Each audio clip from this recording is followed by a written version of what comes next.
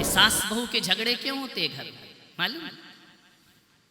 बेटी आ गई, बहू आ गई, तो लड़का किसकी प्रॉपर्टी हो गया? बोलो किसकी हो गई? जोर से बोलो। बहू का हो गया ना। और जिसकी लड़की है उसकी शादी हो गई तो वो किसकी प्रॉपर्टी हो गई? बोलो। दामाद की। तुम्हारा लड़का ही नहीं हुआ, उसकी लड़की भी उसकी प्रॉपर्टी हो गई। अब बताओ, लड़का तुम्हारी नहीं बहू की प्रॉपर्टी है, लड़की दामाद की प्रॉपर्टी है। अभी दूसरों की प्रॉपर्टी पे तुम हक जमाओगे तो झगड़ा होगा या नहीं होगा? विचार करिए, विवाद होगा या नहीं होगा? प्रॉपर्टी ट्रांसफर करो। बहू आ गई, उसको उसकी प्रॉपर्टी दे दीजिए। लेकिन बहू आने के बाद जब तुम बेटे पर अपना हुक्म चलाते हो, घर में झगड़े होते हैं, विवाद होते हैं। नहीं, वो जिसकी प्रॉपर्टी है उसके हवाले कर दी जाए। मानने सोचना है, तुम्हारा कहां है? प्रॉपर्टी ट्रांसफर करोगे या नहीं करोगे? नहीं करोगे तो बेटा अदालत तक, बहू अदालत तक ले जाएगी। मालूम है ससुर को क्या बोलते इंग्लिश में? मुझे ज्यादा अंग्रेजी नहीं आती है। और माँ को क्या, सास को क्या बोलते हैं? दामाद को क्या बोलते हैं? सन इन लॉ। इन लॉ का मतलब क्या? ये तुम्हारा आत्मीय बेटा नहीं, कानूनी बेटा है। इन लॉ का क्या मतलब होता है? ये मेरी माँ नहीं है, लेकिन सास क्या है? मेरी कानूनी माँ है। कानूनी माँ का मतलब क्या होता है? आत्मीय माँ नहीं है। कौन सी माँ है? Mother in law. ये कानून से मेरी माँ है। और कानून क्या कहता है? कानून कब बनता है? कि कानून का अर्थ होता है इसका जो भी सामान है वो कानूनी किसका है? बोलो, बहू का है या तुम्हारा है? आत्मीयता होती तो अलग चीज थी। शादी के बाद आत्मीयता के रिश्ते नहीं रह जाते हैं, वह कानूनी रिश्ते बन जाते हैं। अब इस बाप की जो प्रॉपर्टी है, मेरे बाप की प्रॉपर्टी, फादर इन लॉ, बहू कहेगी कानूनी तुम मेरे बाप हो, लेकिन तुम मेरे बाप हो नहीं। वो कानून काय पे लगता है? कानून आत्मा पे नहीं लगता, कानून सामान पे लगता है। ध्यान रखना, कानून प्रॉपर्टी पे लगता है, कानून संपदा पर लगता है, आत्मा पे कानून नहीं लगता है। ध्यान रखना। हम कहेंगे क्या तुमको हमारे भक्त इन लॉ, हमारे शिष्य इन लॉ?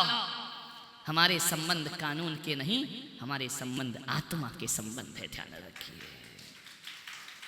आत्मा के संबंध में इन लॉ नहीं लगता है। ध्यान रखना, कोई कानून नहीं लगता है, कोई धाराएं नहीं लगती हैं, कोई वकील और वकालत नहीं होती है।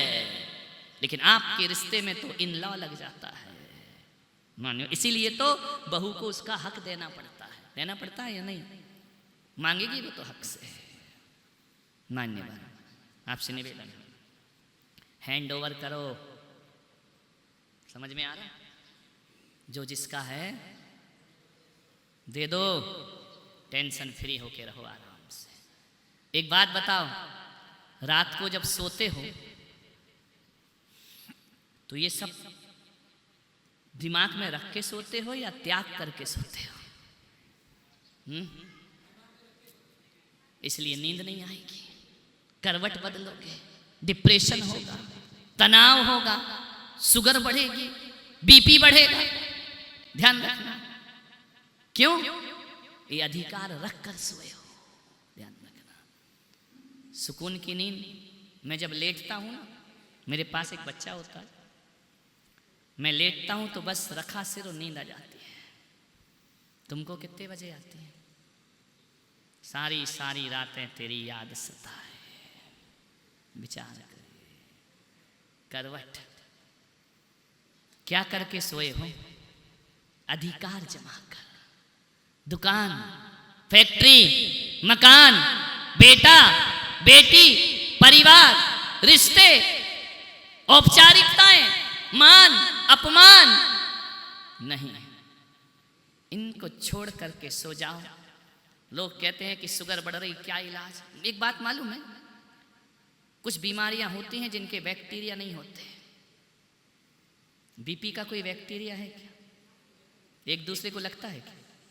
मतलब तुमको बीपी है तो तुम्हारे जो साथ रहेगा उसको लग जाएगा क्या? सर्दी जुकाम के तो वायरस होते हैं, बीपी का बोले वहीं से करो, आगे नहीं आइए, डिस्टर्ब मत करो।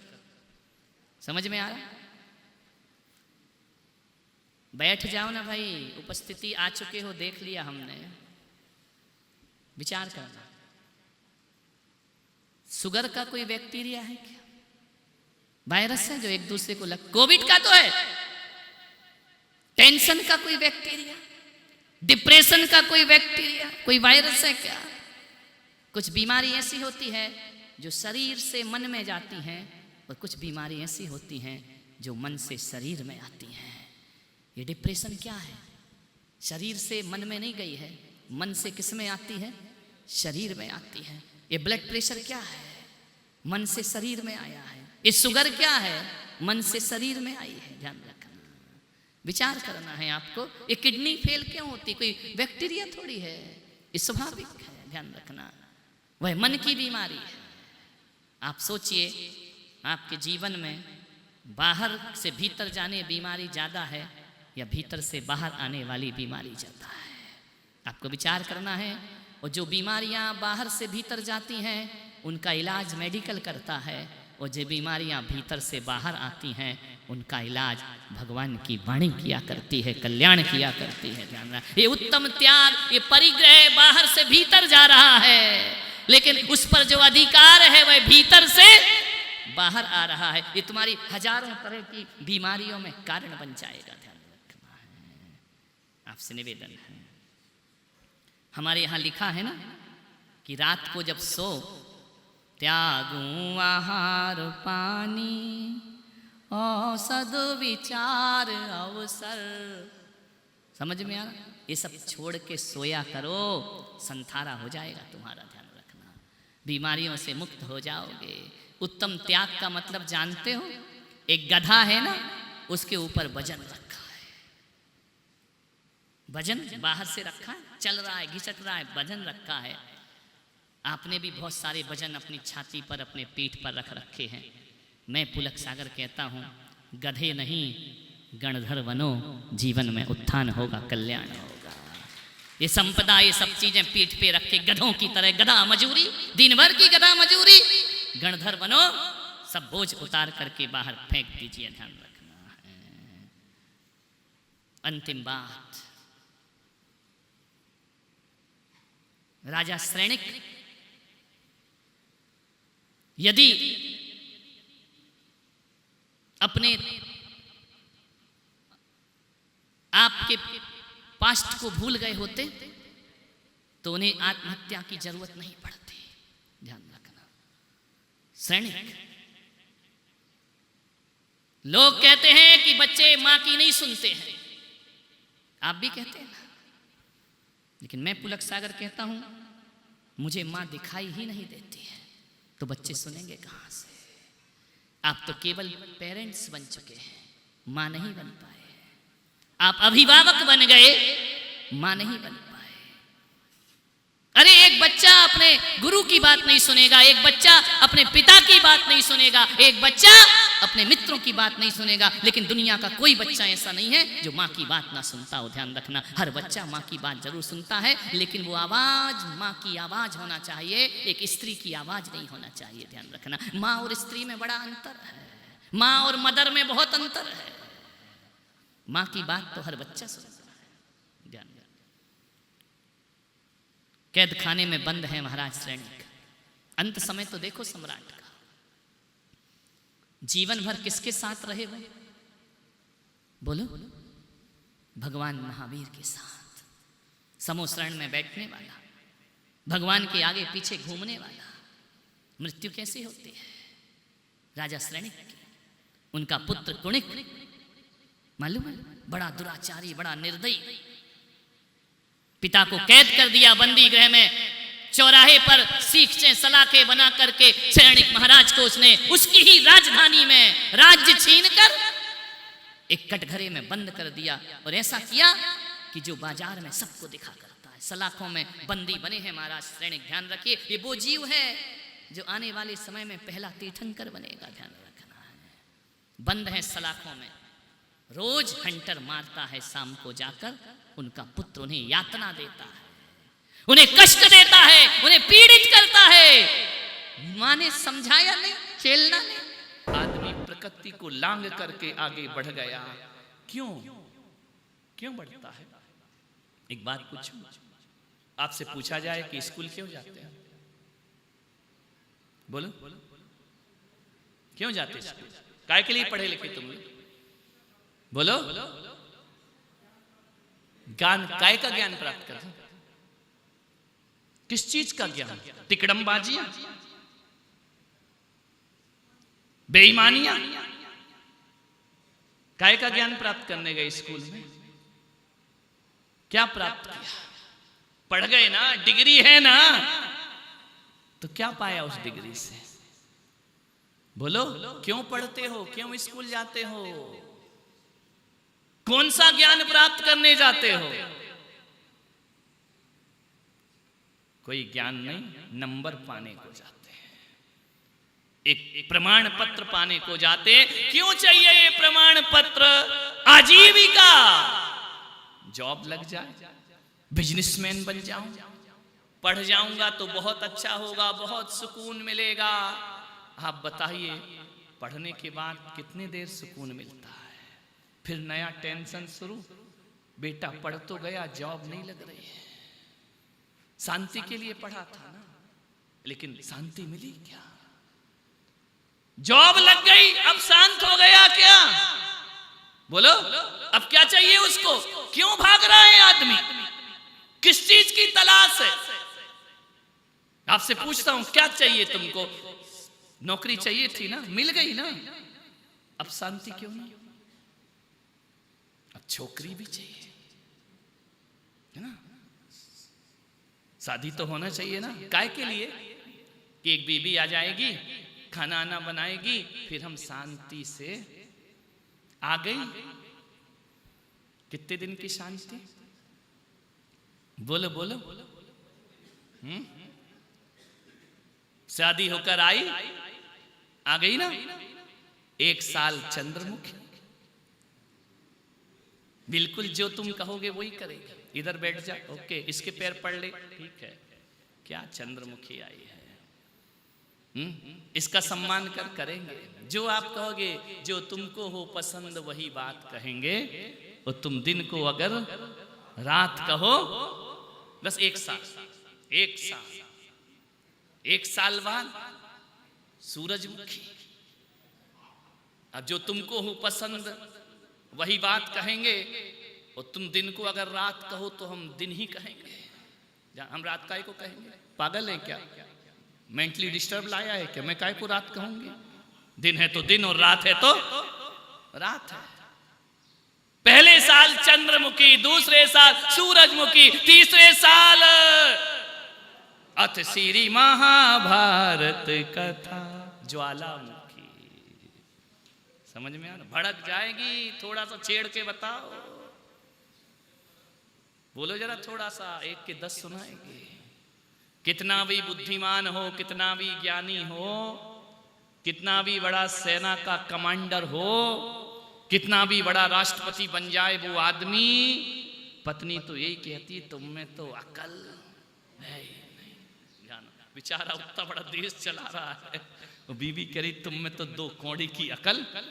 अब पति भी कह देता है, सही कह रही है, यदि अकल होती तो तुझसे शादी क्यों करता? यही तो अकल नहीं थी मुझे। विचार करिए, सोचना है, विचार करना। क्या चाहिए? पत्नी आ गई, अब नया टेंशन,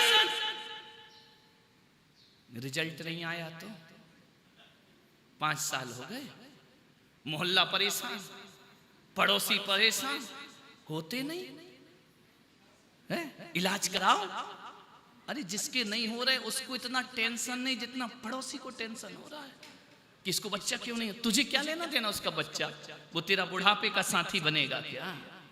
लेकिन बड़ा महिलाओं को बड़ा मजा आता है। जय जय नाथ परम गुरु होय। क्यों हुआ नहीं तेरी बच्ची को? कितने साल हो गए? 10 साल हो गए ना, कुछ करा ले।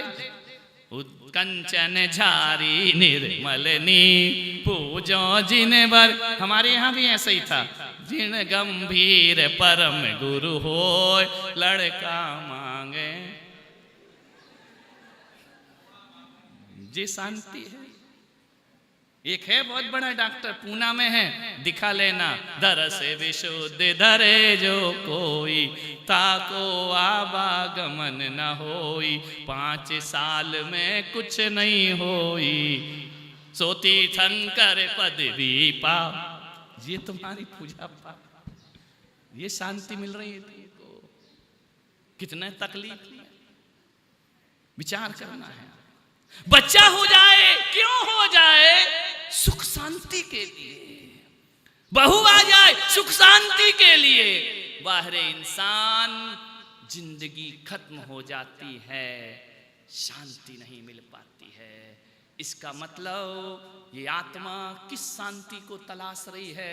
वह हर जन्म में पदार्थों को पकड़ती है, इंद्रियों के विषयों को पकड़ती है। इसमें सुख मिलेगा, फिर उसमें नहीं मिलता, फिर उसमें सुख मिलेगा, फिर उसमें नहीं मिलता, फिर और आगे बढ़ता है, उसमें सुख मिलेगा। मृग मरीचिका, ध्यान रखना, दूर से पानी चमक रहा है लेकिन भागता है हिरण, भागता है। अरे पागल हिरण, वहां कुछ पानी आनी नहीं है। इन संसार में थोड़ी रिश्ते निभाना, थोड़ी जिम्मेदारियां। नादान मूर्ख, जिंदगी शांति, मर जाएगा और मरने के बाद तेरी शांति मिलेगी नहीं। इस समाज को शांति की प्रार्थना करना पड़ेगी। इसको मैंने सोचा यार, मरने के बाद शांति की प्रार्थना क्यों करते हैं? और कौन लोग करते हैं मालूम है?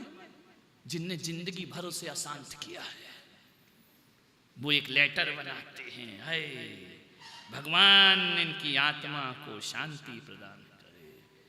मैंने कहा ये आदमी भगवान से क्यों कह रहा है? क्योंकि मैं तो इसे जिंदगी भर दे नहीं पाया, भगवान दे दे तो दे दे। आदमी सोचता है कि सारे लोग शोक सभा करेंगे, शांति की प्रार्थना करेंगे।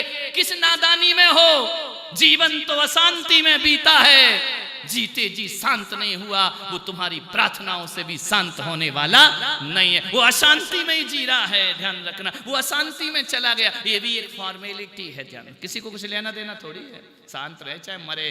अपने को तो आज तीसरा है, 2 बजे दुकान जाना है, ध्यान रखना। थोड़ा जल्दी कर लेते तो अच्छा था। बोले क्यों? बोलते आज मार्केट है ना, थोड़ा तेरे की शांति तुम्हारी। मैंने सोचा कि यार ये आदमी को मरने के बाद शांति की प्रार्थना क्यों करता है हिंदुस्तान? हिंदुस्तान कोई मूर्ख देश तो है नहीं, बुद्धिजीवी देश है। ये मरने के बाद शांति की प्रार्थना क्यों करता है? क्योंकि आदमी ये सोचता है कि नादान जिंदगी भर शांत नहीं हुआ, अब शांत क्या होगा? अब भगवान इसको थोड़ी सी शांति प्रदान कर दे। मान्यवर, तुम्हें मालूम है ना वो एक बात, एक सेठ का चातुर्मास हो रहा था किसी शहर में।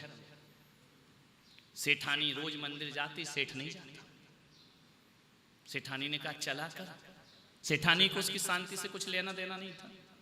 वो सबके सेठ जाते थे, मेरा नहीं जाता, ये तकलीफ थी। उससे कुछ लेना देना नहीं था कि तुझे धर्मात्मा बनना है नहीं बनना है, तू जाने तेरा काम जाने। परेशानी ये है कि पड़ोसी का जाता और मेरा नहीं जाता तो मुझे समाज में थोड़ा नीचा देखना पड़ता है। उसे अपनी शांति चाहिए थी, उससे तो कुछ लेना ही देना नहीं था। रोज झगड़ा करती, चल प्रवचन में, चल प्रवचन में, चल वो कहे तू जा, मुझे नहीं जाना। तुझे धर्म करना करना, मुझे काहे को घसीटती है? बोली नहीं नहीं चलना प्रवचन में। बोले मैं तो जाऊंगा ही नहीं, चाहे कुछ हो जाए। उसने जाके संत से कहा कि सब आते हैं, मेरा पति नहीं आता है। तो बोली समस्या तेरी क्या है? बोले ये है कि सब आते हैं। समस्या देखो, ये तुम्हारी मित्र है, ये पत्नी कह रही हमें पति की कोई समस्या नहीं, वो सबके आते हैं, ये तकलीफ है। पड़ोसी का सुख मेरी सबसे बड़ी तकलीफ है, मेरा दुख मेरी कोई तकलीफ नहीं है। वो नहीं आए, मुझे मालूम उसके लक्षण खराब है, वो नहीं सुधरेगा, लेकिन लोकचार में तो आ जाए, लोकाचार में तो आ जाए, देखा देखी में तो आ जाए। सारे लोग मुझे ऐसे देखते हैं कि जैसे मैं किसी अजैन की पत्नी हूं, मेरा पति मंदिर नहीं आता है। सारे लोगों की निगाहें मुझ पर ऐसा है कि जैसे मैं मंदोदरी और वो रावण। उस रावण को महाराज थोड़ा राम बना दो, भीतर का तो नहीं बनेगा, मुझे पक्का विश्वास है, बाहर का ही बना दो थोड़ा सा। संत ने कहा मैं क्या कर सकता हूं? बोले आप कुछ संबोधो उसको। संत ने कहा जब वो आएगा नहीं तो मैं किसे संबोधन करूंगा? कुछ भी करो महाराज, आप तो महाराज हैं। अब ये और बहुत बड़ी सजा है महाराज बनना। अब तुम जानो आप तो महाराज हो। अरे महाराज हैं तो क्या हो गया भाई, है तो हम भी एक इंसान। नहीं आप कर सकते हो। ऐसी मीठी मीठी चुनौतियां आती हैं तुम्हारी। नहीं आप तो सब कर सकते। संत ने कहा भाई बहुत पीछे पड़ी है, उधर पति का माथा खाती है, इधर मेरा माथा खाती है। चलो संत ने कहा तेरे घर का एड्रेस दे गई। फलानी जगह दुकान है। कहाँ मिलेगा? दुकान के अलावा वो कहाँ मिलेगा? उसके पास समय होता तो यहां नहीं आता क्या? संत ने कहा ठीक है मैं चलता हूं। जैसे ही संत गया दुकान पे, हक्का बक्का रह गया, पसीने छूट गए। बोले महाराज तुम यहाँ कहाँ आ गए? अरे संत ने कहा बेटा तू नहीं आ सकता, तू बहुत बिजी है, तेरी पत्नी ने बताया है। अरे बोले कमबख्त ये करने गई थी क्या मंदिर में? तूने कहा कोई रिपोर्ट देकर, तू यहाँ की पुलिस वाली है जो सारी रिपोर्ट महाराज को दे रही है वहां जाकर के। बोले कि उसने कहा है कि भाई तेरे पास टाइम नहीं है। तो मैंने कहा कि चलो मैं तो फ्री बैठा हूँ, महाराज को क्या काम है? तो मैंने कहा चलो तू दुकान भी चलाना और मैं तुझे धर्म का उपदेश भी दूंगा। उसने कहा सत्यानाश हो तुम्हारा। बोले तुम यहाँ धर्म का उपदेश दोगे तो मैं 2 के 4 कैसे करूंगा? बेईमानी कैसे करूंगा? ये ग्राहक भग जाएंगे। तुम यहाँ बैठ के ये बोलोगे कि झूठ नहीं बोलना चाहिए, तुम यहाँ बैठ के बोलोगे ईमानदारी से दो, बेईमानी मत करो। और ये ग्राहक ने सुन लिया तो मेरी तो दुकान बंद हो जाएगी। उसने कहा महाराज एक काम करो। बोले क्या? बोले तुम मंदिर पहुंचो, मैं आऊंगा, तुम जाओ, यहाँ अभी जाओ, मेरा धंधा चौपट मत करो, तुम्हारे हाथ जोड़ता हूं। संत ने कहा मैं जाऊं? बोले हाँ। तो बोले तू कब आएगा? बोले अभी तो नहीं आऊंगा, गणेश जी रखे हुए हैं, किराना धड़ल्ले से चल रहा है, जैनों के पर्यूषण चल रहे हैं और अजित भर भर के किराना ला रहा है, काजू किशमिश बादाम। अभी तो मैं नहीं आ सकता हूं, बहुत मेरा धंधा चल रहा है। तो संत ने कहा फिर मैं कब आऊं? अब संत ने कहा यार साधु ने कैसा करो दिवाली बाद आ जाना, मालूम दिवाली बाद ही भगे जाएंगे, चौमासा खत्म हो जाएगा। बोले दिवाली बाद आना। संत ने कहा ठीक है। दिवाली हुई, चातुर्मास समाप्त हुआ, संत पहुंच गए। बोले चलो बिहार तो है ही, थोड़ा उधर से मोड़ लेते हैं जलूस। जैसे गए ओ सेठ, बोले क्या फिर आ गए तुम? बोले सत्संग थोड़ा सा कर ले, 5-10 मिनट में जा रहा हूं, फिर कहां मिलूंगा। अरे तुम जाओ तो यार, दिवाली के पटाखे बिक रहे हैं, तुम्हें अपनी उसकी पड़ी है सत्संग की। मेरी बीवी को सुना दो ना यार, 4 महीने उसका माथा खाया। तुम्हारे हाथ जोड़ो संत जी, जाओ जाओ जाओ, अंतिम विदाई। नहीं, संत ने कहा देखो आज तू पटाखे बेच रहा है, अब कब आऊं? बोले तुम्हारा तो बिहार है ना। बोले नहीं हम तो रमता जोगी, हमारा काय का बिहार, हम तो घूम घाम के फिर आ जाएंगे, हमको क्या है, 8 साल से तो जिन शरणम के आसपास रह रहे हैं, क्या करें, हम घूम घाम के फिर यहीं आ जाते हैं। संत ने कहा बुरे फंसे सत्यानाश इस बीवी का। तो संत ने टालना था। बोले एक काम करो संत जी, अगले साल आना। संत ने कहा ठीक है 1 साल वेट कर लूंगा, हमें कौन सा जल्दी ऊपर जाना है और तुम्हें भी अभी नहीं जाना है, आराम से तुमको सत्संग। 1 साल बाद सेठ के लड़के की बारात चढ़ रही है, सेठ घोड़ी पर बैठ रहा, संत आधम के। बोले ए रुक सेठ रुक। बोले क्या? बोले बारात बाद में प्रवचन सुन। उसने कहा सेठ जी ये बताओ संत जी, तुम हाथ धो के हमारे ही पीछे क्यों पड़े?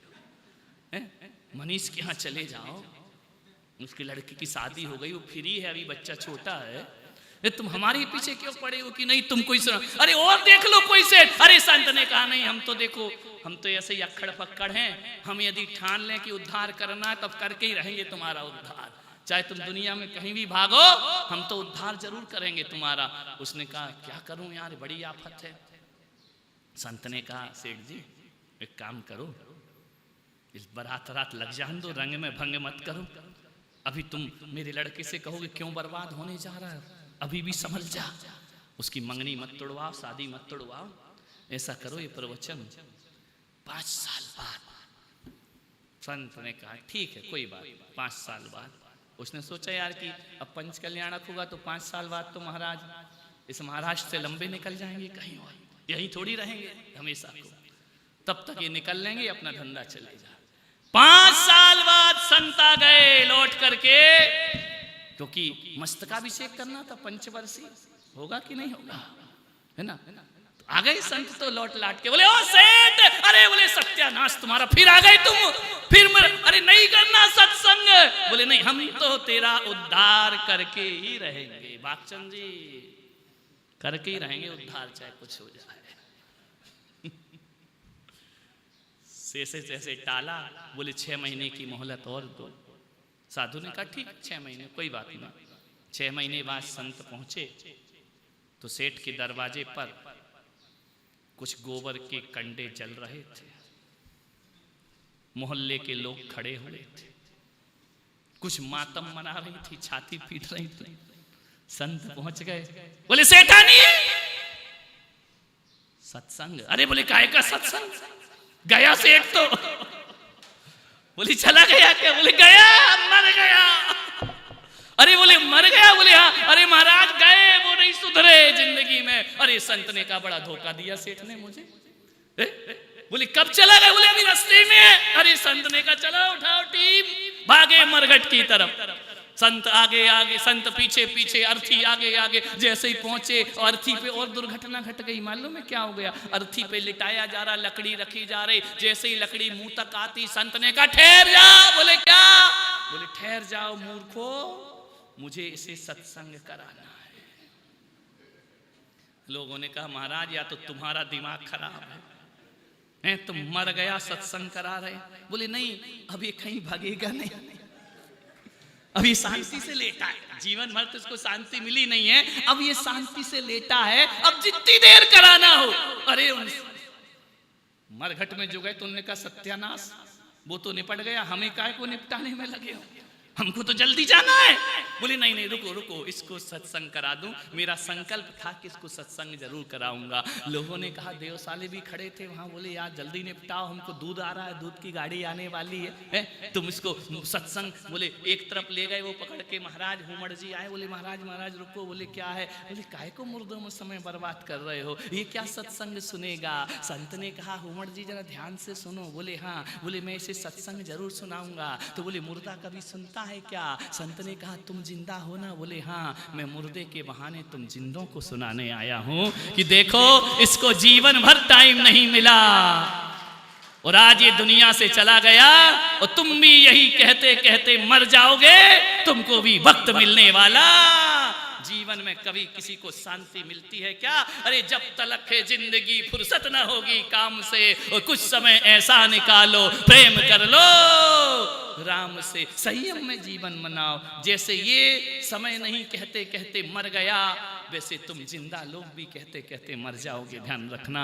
और जिंदगी में कोई परिवर्तन आने वाला नहीं है। लोगों ने शोक सभा रखी, सेठ की आत्मा को भगवान शांति दे। मैंने कहा सेठ की आत्मा को भगवान शांति नहीं देगा, मैं मुर्दों को शांति नहीं, मैं तो जिंदों को शांति देने का प्रयास करता हूँ। विचार करिए, मैंने एक सभा में ऐलान किया कि जब मेरी समाधि हो जाए ना, होगी, उसमें डरने की क्या बात है, कराने को इतने सारे बैठे, ये सब बैठे तो हैं कि ये जाएं। और हमने भी कौन से इन्हें बनाए, हमने तो इसलिए बनाए कि भैया 4 तो चाहिए। हाँ, ये सब डायलॉग बाजी है, अंदर से तो पिंडदान करने को बैठे। विचार, मैंने एक सभा में अनाउंसमेंट कर दिया और आज भी कर रहा हूं, एक ना एक दिन तो समाधि होगी। कहां होगी ये मुझे नहीं पता, कब होगी ये मुझे नहीं पता, मगर होगी ये सत्य है, ध्यान रखना। मैं अपने भक्तों से इतना ही कहकर जाऊंगा कि मेरी समाधि हो जाए तो मेरी समाधि के बाद मेरे लिए शांति की प्रार्थना मत करना, ध्यान रखिए। मेरे लिए शोक सभाएं नहीं रखना, क्योंकि ना तुम्हारे शोक में कोई दम है, ना तुम्हारी शांति की प्रार्थना में कोई दम है, ध्यान रखना। मैं इतने ही दुनिया से कहता हूं कि मेरी समाधि के बाद कोई भी मेरे लिए शांति का संदेश ना दे, कोई भी मेरी शांति की प्रार्थना ना करे, क्योंकि मुझे विश्वास है मैं अपनी शांति अपने साथ लेकर जाऊंगा। मुझे तुम्हारी प्रार्थनाओं की कोई जरूरत नहीं।